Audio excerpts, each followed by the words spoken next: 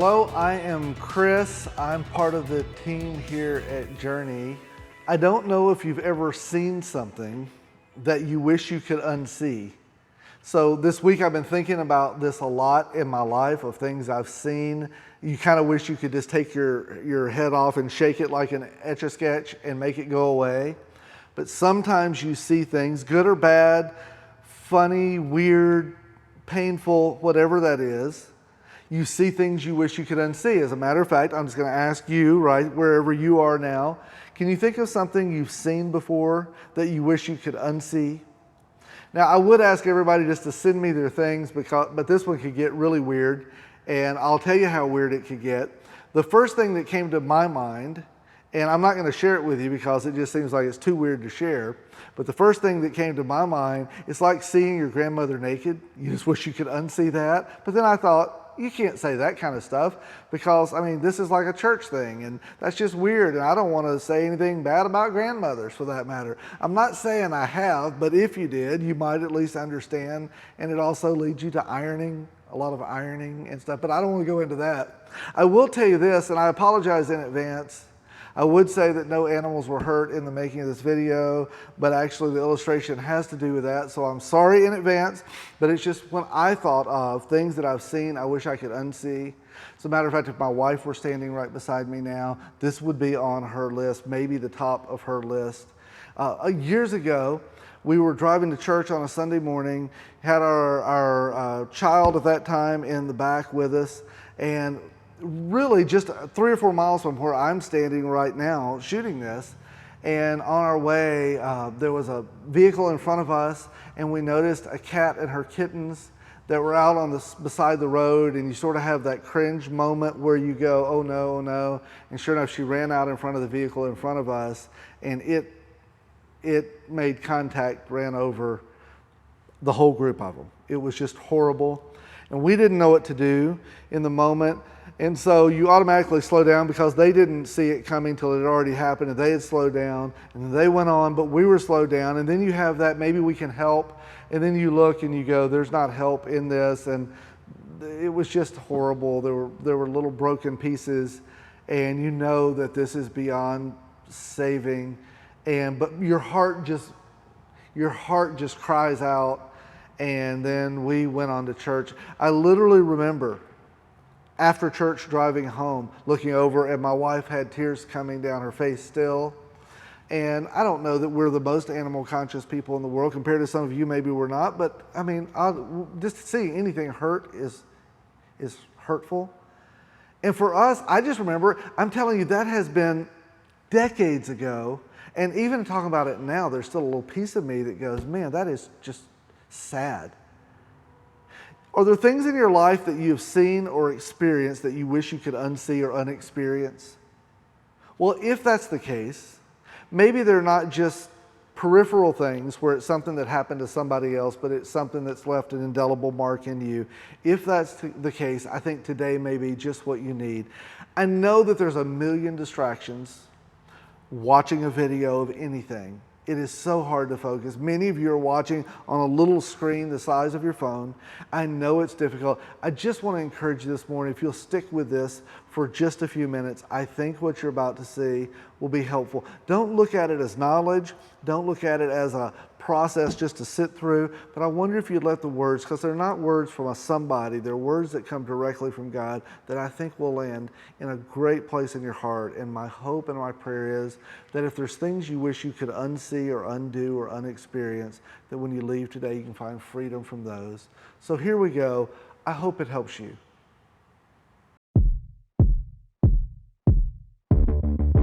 You think you own me, but you don't. You think you can destroy me. You can't. Your labels do not contain me. Your lies do not intimidate me. I will not be less than what I was created to be, and I will not run in fear. Time and time again, you've held me down, but not today. Today, I win the battle. Today, you run from me, because I am strong. I am courageous. I am an overcomer.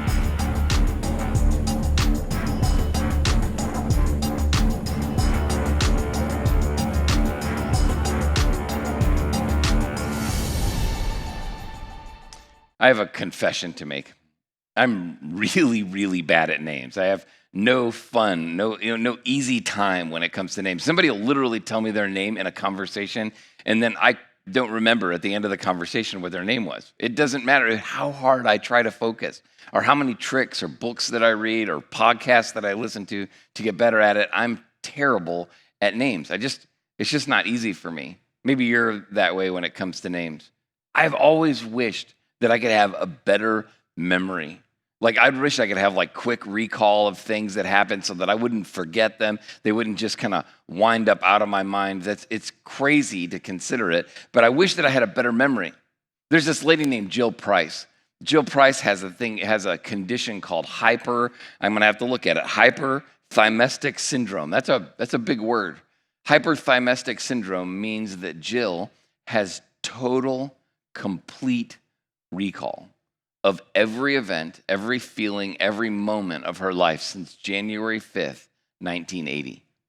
January 5th, 1980, she remembers everything from that day and every day afterwards. You see, you and I, we have recall, long-term recall of about 3% of what happens to us.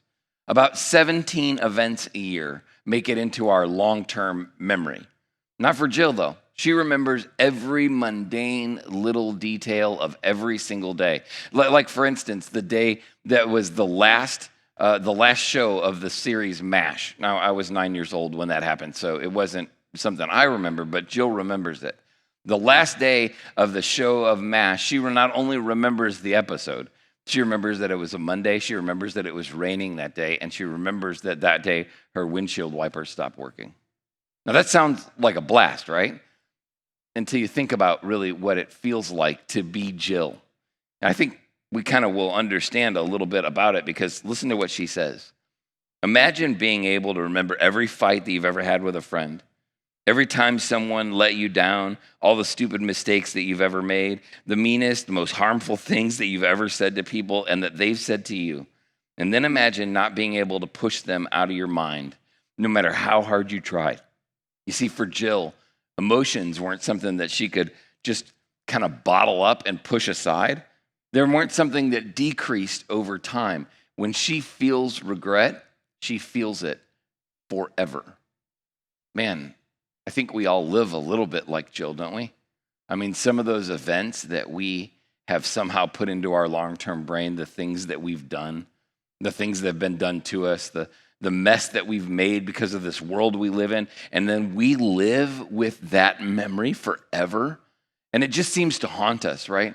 That time when you did that one thing, I went somewhere I shouldn't have gone. I touched something I shouldn't have touched. I thought something I shouldn't have thought. I said something I shouldn't have said. And then there's that feeling of regret that lives on in our lives, right?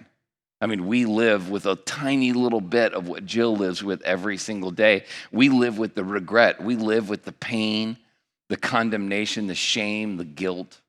And it's not just the regret that we get, though, right? When we do something wrong, when we experience something that we've done that we're like, man, I wish we couldn't do that, we don't just see the regret in our life.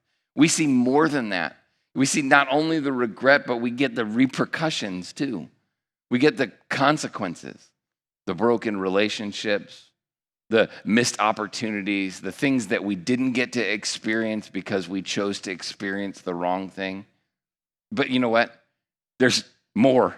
I know that doesn't seem really good, and it's not. Because it feels like, man, after just the regret and the repercussions, isn't that enough? But we get more than that. It's like one of those infomercials. But wait, there's more. Not only do you get regret and repercussions, but you get something else too. You get the report card. You get that part of you that feels like it's now a part of your identity. I did something wrong and now I'm condemned. No longer is it just the information about what you did and the repercussions of it, but it's those feelings that the enemy heaps on, that you are forever disqualified because of your mistake, that constant feeling of condemnation that the enemy heaps onto you, that the enemy puts that on you, the censure, the criticism, the vilification, all those kind of pieces that just kind of lay up on your shoulders and they weigh on you. Not only do you have the regret, not only do you have the repercussions, but you have the report card too. And you get to carry that with you. There's this story in the Old Testament. It's the first part of the Bible, and it's a powerful story. And it really ends with this kind of sentiment that we're going to begin with today. And it's Romans chapter 8, verse 1, because this is the best news you're ever going to get, that there is now no condemnation for those who are in Christ Jesus. Now, we're going to see their story in a minute play out so that you can understand where this condemnation not only comes from, but why it's not yours to carry. But what I want you to know more than anything else is that the enemy wants you to have regret. He wants you to only experience the repercussions, but he wants to pass on the report card to you and tell you who you are because of it. But the good news is that there is now no condemnation for those who are in Christ Jesus. Now, I want to focus on a couple of words here. There is now. Now, it's not later. There's no condemnation. You can get over it. The truth is that if you're experiencing some of those report card moments, some of that vilification, some of that condemnation, some of that stuff, that censure, that's the report on you, and you're experiencing that there is now no condemnation. That's not something you're promised. It's something that's true of you right now, if this last part is true. It says, for those who belong to Christ Jesus. So listen, if you're here today and you're kind of processing this whole Jesus bit, you're not sure about it just yet. You're on the bubble, you're thinking about it. I want you to know something, that without Jesus, you get to carry the regret, the repercussions, and the report card. But the truth of it is that he promises us something great. When we follow Jesus, he takes our condemnation for us. And I want to tell you, it's fantastic. It's not easy to get rid of that condemnation, but it's fantastic once you begin to live from the undoing of our lives. Now, here's what's going on. In the Old Testament, there's this story of the children of Israel. That's the Jews. They are God's chosen people. We call them the children of Israel. And they were in captivity, in slavery, for 400 years in Egypt. Now, even if you don't know much about the Bible or this whole idea, if you've ever seen the movie The 10 Commandments, that kind of tells this story a little bit. You've heard probably of them being in captivity and slavery for 400 years. And then God calls Moses and he says, Moses, I want you to go to Pharaoh and I want you to tell him, let my people go. Now, this is how it goes. He goes in and he says, Pharaoh, let my people go. Pharaoh goes, no. And then God goes, okay, here's a plague, right? Locust, boils, like 2020 on steroids, right? I mean, like just one thing after another, constant problems. And then there comes this day when finally the whole thing's over and Pharaoh goes, you can go. And here's what I want you to get, that God got Israel out of Egypt in one day, but it took 40 years to get Egypt out of Israel. God got Israel out of Egypt in one day, but it took 40 years for God to get Egypt out of Israel. Now, so 40 years goes on, and there was a constant battle, a constant thing, just like you and I do when we live in our regret, when we live in the repercussions, when we live with the report card. They constantly were struggling to figure out, well, maybe it was easier that way, or maybe they felt better that way. It took 40 years. They were 381 miles away in a place called Gilgal. And the book of Joshua tells this story. It says this, then the Lord said to Joshua, today, 40 years later, today I have rolled away the shame of your slavery in Egypt. So the place that had been called Gilgal is called Gilgal to this day. Now, I want you to get this because this is really important here. It took 40 years to get Egypt out of Israel's heart. It took 40 years to get to that point where God said, I've removed rolled away the shame of your slavery. Crazy, isn't it?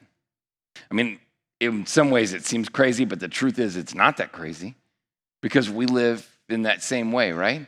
We live in the regret. We live in the repercussions. We live in the report card. We kind of live with the shame heaped on our shoulders. We live with all that stuff. Some of us have lived all 40 of those years. Some of us are just a couple of years into it. So let me ask you this question. What does your 40 years or your 381 miles look like? What does it look like for you to carry that load? I mean, I think there's just a little bit of a nuance. Are you familiar with that idea? Like a little foreshadowing that Joshua does when he says this. He says, "Today I have rolled away." That's an interesting phrase, isn't it? Rolled away the shame of your slavery. Do you think there might be maybe a little bit of a foreshadowing, like a little bit of a nuance, a little bit of a play on words here to say, I've rolled away the shame of your slavery? Because that's our story, and that's where our condemnation, where we get rid of it. Because overcoming condemnation in our lives begins with the new lens that's available to us. Now listen, if we don't have time to go over this intensely, but for the last 2 weeks here, we've been working through this. If part of putting on this new lens is living out, overcomers live out the identity of love. That was week 1. And we began understanding what it means to identify with love. And then last week, Chris walked us through that overcomers live out of the desire. It's that Jesus telling the woman at that time going, man, go and sin no more. Live out of the desire that you want to see happen. So if you didn't watch those, you need to go to ourjourney.news and be a part of those. Watch those because they'll help you begin to put on the new lens. But what we're talking about here is how that shame, how that condemnation gets rolled away out of our life. You're probably familiar with one of these little tools, right? The plunger. When I was a kid, I always wanted to play with it. My mom would always tell me, don't play with that. It's dirty. It's gross. I mean, I don't have to explain to you how to use it, but when some of the stuff that comes from our life gets clogged up in the toilet, we get one of these, and you can't just keep flushing it. You can't just keep heaping it on there. You can't just pretend it doesn't exist. You got to get one of these, and you work it down in there, and you move the clog out of the way, right? Here's what I want to get you. This is a dirty tool for a dirty job. It's a dirty tool for a dirty job. Condemnation's messy, isn't it? That feeling of that report card being passed true of you forever, living forever in the regret, that's dirty, isn't it? That's a mess. There's another really dirty tool for a really dirty job.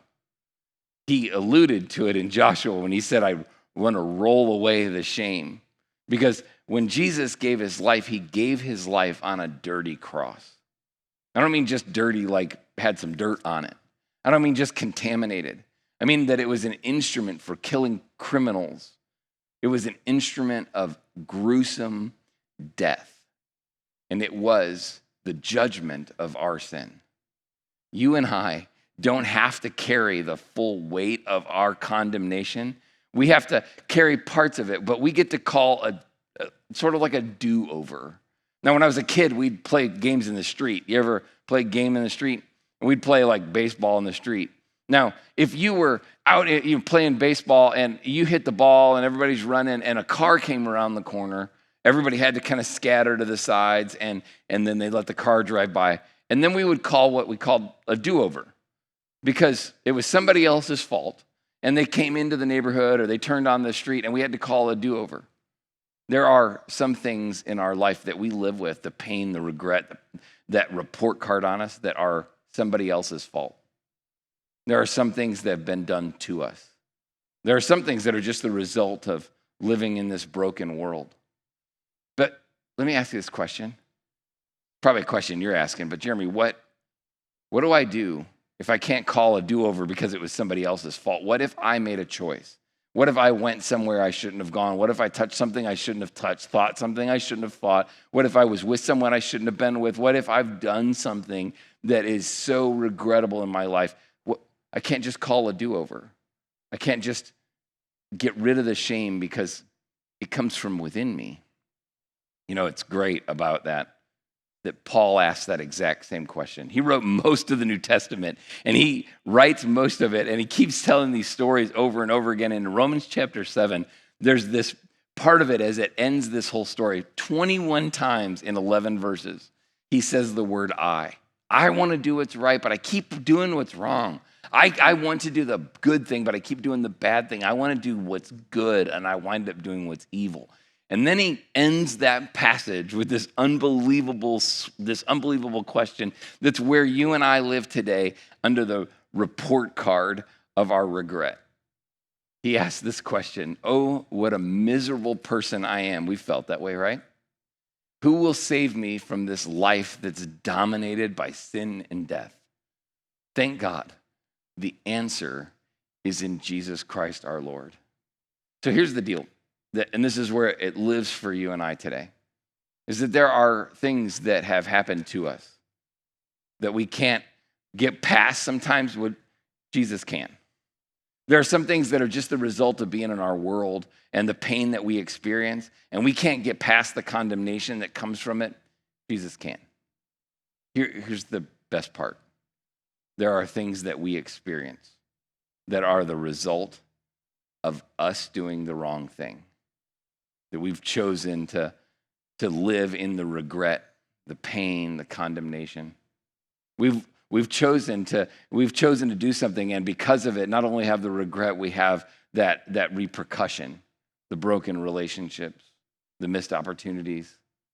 Not only do we have the regret and the repercussions, we have the report card, the condemnation, the disqualifying feeling that I'll never recover, I'll always be defined by this.